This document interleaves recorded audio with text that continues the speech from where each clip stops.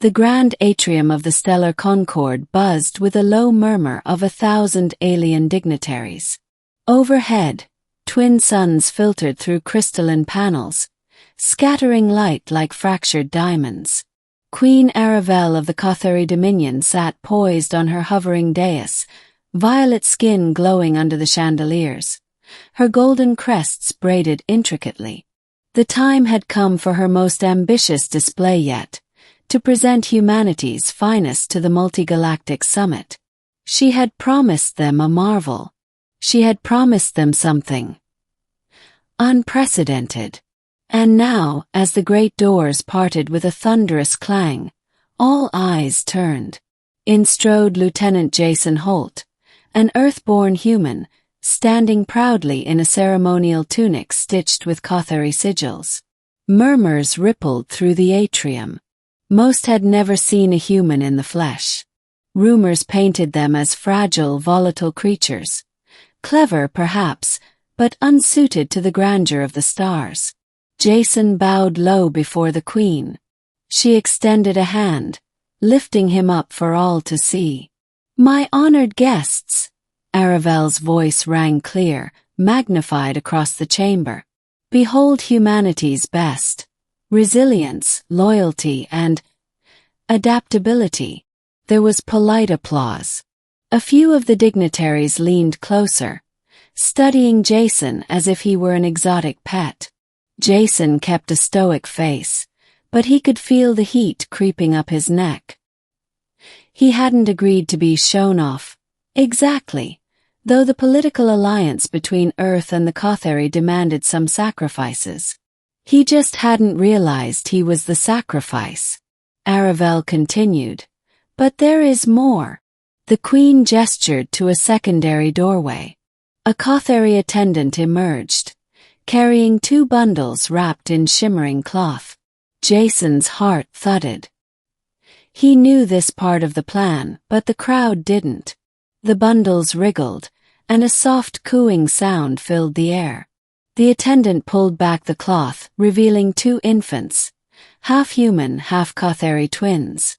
Their tiny faces bore delicate violet markings across otherwise soft human features. Small, crest-like nubs poked through tufts of silvery hair. A stunned silence fell over the chamber. The significance was immediate, palpable. Not just diplomacy but integration, bonding. A future where species merged instead of collided. Jason stepped forward, accepting the twins into his arms, each warm and wriggling. He glanced at Aravel, who smiled down at him, proud and defiant. "Queen," came a sharp voice from the crowd, "you intended to show us a human, now you are showing us his heirs." All attention turned toward the speaker, Minister Vorthak of the J-Tech Coalition, a reptilian being with gleaming black scales. "Indeed," Aravel said, voice as smooth as oil. "Behold the future. A living testament to unity." Some delegates clapped.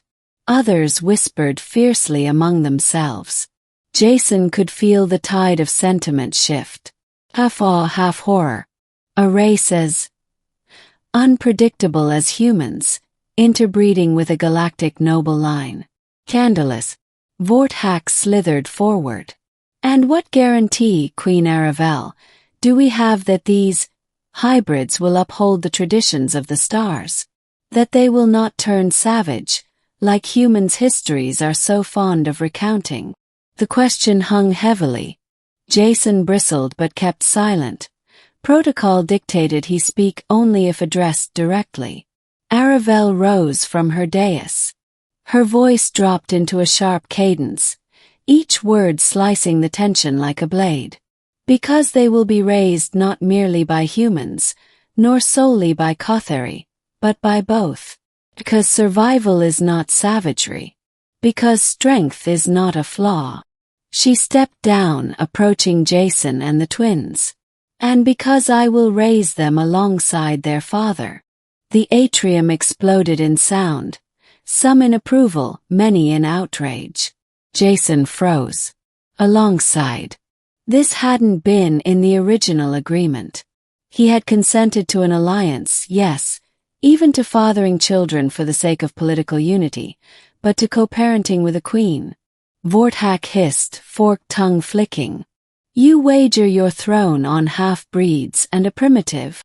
I wager the future, Aravel retorted. The stars demand evolution, minister. Those who resist will be left behind. Jason caught her gaze, searching for any sign of regret or uncertainty. There was none. Later, in the private quarters of the royal palace, Jason paced, cradling one of the twins while the other slept nearby. The infant in his arms, whom Aravel had already named Kaelin, grasped his finger with surprising strength. You planned that, Jason muttered when Aravel entered the chamber. The queen tilted her head, a playful smirk tugging her lips. Of course.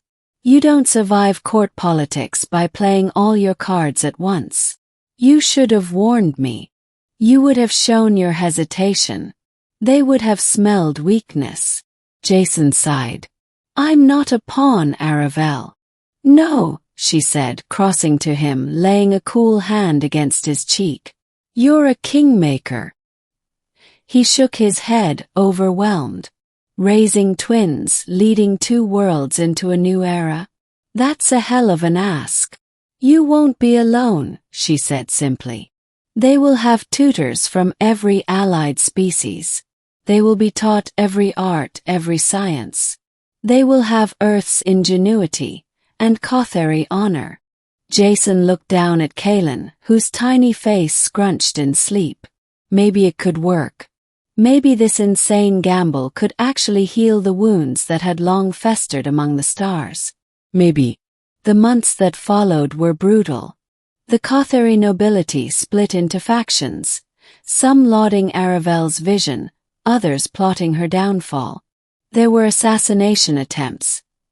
On Aravel, on Jason, even on the twins. Each time they emerged stronger, the attacks galvanizing public sympathy. Jason trained daily in court etiquette, alien diplomacy, and, unexpectedly, hand-to-hand combat tailored for Kothari duels. Aravel coached him ruthlessly, often late into the twins' sleep cycles. Meanwhile, Earth, sensing opportunity, began sending more envoys. Human scientists, artists, and soldiers arrived to assist in the cultural integration efforts. The multi-galactic summit reconvened 6 months later, this time on Kothar Prime itself. Jason stood on the royal platform, holding Kaelin while Aravel cradled Eris, the girl twin, who had already started babbling in a strange mixture of Earth English and Kothari high speech. Delegates lined the grand hall. Vorthak was among them, a sour expression twisting his scaled face. Aravel's voice rang out. We offer not submission. We offer not conquest. We offer something rarer. A future where no child is born an outsider. She turned to Jason, and together, they presented the twins to the assembly. Kaelin let out a loud, joyful squeal. Eris clapped her small hands. And in that moment, the hard, cynical faces of the assembly softened, if only a little. They were no longer looking at a threat. They were looking at possibility. Later that night, after the celebration feasts and the endless toasts, Jason found himself alone with Aravel in the royal gardens. The twin moons bathed the silver flora in an ethereal glow. He sat on a stone bench, utterly drained, as the queen approached. You did well, she said, voice soft. You think it'll be enough, he asked. Aravel sat beside him. No, not yet. But it's a start. Jason chuckled humorlessly. You really blindsided me, you know. Twins. Nature blindsided both of us, she said with a shrug. 2 heirs instead of 1. Twice the hope. They sat in companionable silence for a moment.